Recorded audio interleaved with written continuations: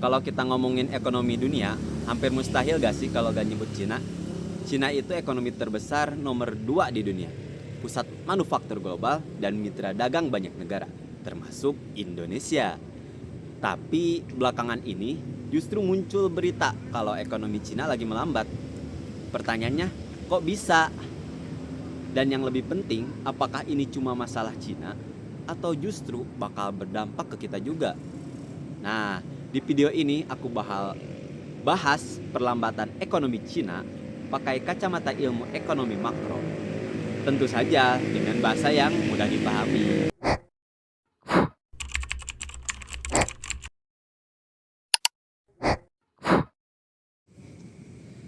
Beberapa bulan terakhir, data ekonomi Cina menunjukkan sinyal yang gak terlalu positif. Produksi industri melambat, penjualan retail nggak sekuat sebelumnya, dan investasi khususnya di sektor properti mengalami penurunan. Padahal selama puluhan tahun sektor properti ini jadi salah satu mesin utama pertumbuhan ekonomi Cina.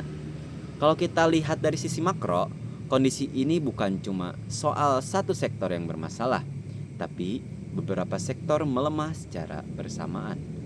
Dan kalau itu terjadi, biasanya efeknya nggak kecil.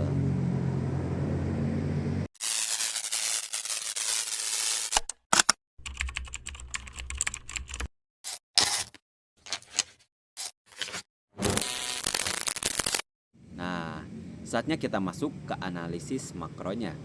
Dalam ekonomi makro, ada konsep yang namanya permintaan agregat. Singkatnya ini adalah total permintaan barang dan jasa dalam suatu perekonomian. Komponennya itu ada konsumsi, investasi, belanja pemerintah, dan ekspor neto. Nah, di Cina, konsumsi masyarakat mulai melemah. Banyak rumah tangga jadi lebih hati-hati dalam berbelanja karena ketidakpastian ekonomi dan pasar kerja yang kurang stabil. Investasi juga turun, terutama di sektor properti karena krisis utang dan turunnya ekspektasi keuntungan. Sementara dari sisi ekspor, permintaan global juga lagi nggak terlalu kuat. Kalau beberapa komponen permintaan agregat melemah berbarengan, dampaknya jelas. Pertumbuhan ekonomi ikut tertahan. Dalam grafik makro, kondisi ini digambarkan sebagai pergeseran kurva permintaan agregat ke kiri.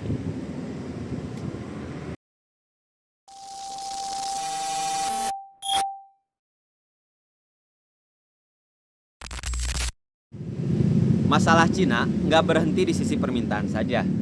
Dari sisi penawaran agregat, Cina juga menghadapi tantangan struktural.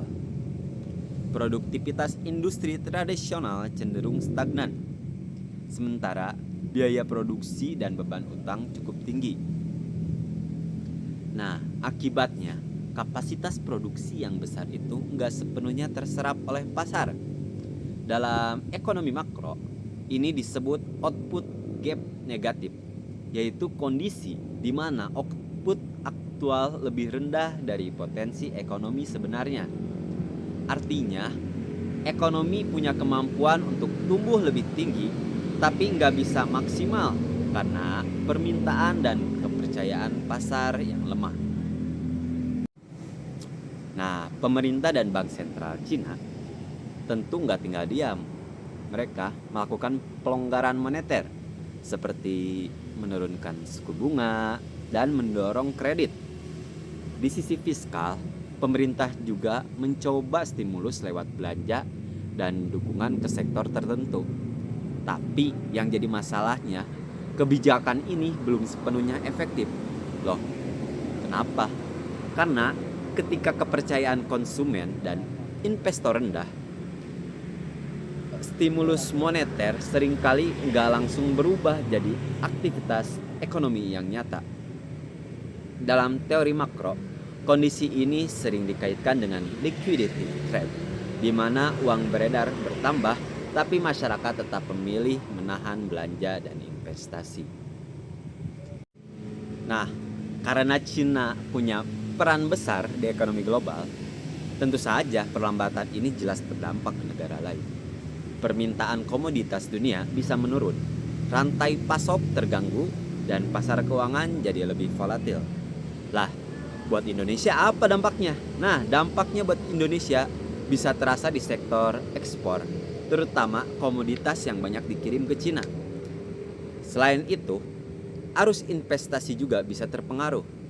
Meski begitu, Indonesia masih punya bantalan ekonomi dari konsumsi domestik yang relatif kuat. Jadi, dampaknya nggak langsung fatal. Nah, jadi perlambatan ekonomi Cina ini bukan cuman soal angka pertumbuhannya yang turun. Ini adalah kombinasi dari perlemahan permintaan agregat, tantangan struktural dari sisi penawaran, dan keterbatasan efektivitas kebijakan makro. Dan karena ekonomi global itu saling terhubung, apa yang terjadi di Cina juga bisa berdampak ke banyak negara lain. Makanya memahami ekonomi makro itu penting supaya kita nggak cuma baca berita, tapi juga paham kenapa hal itu bisa terjadi. Sekian pembahasan dari saya.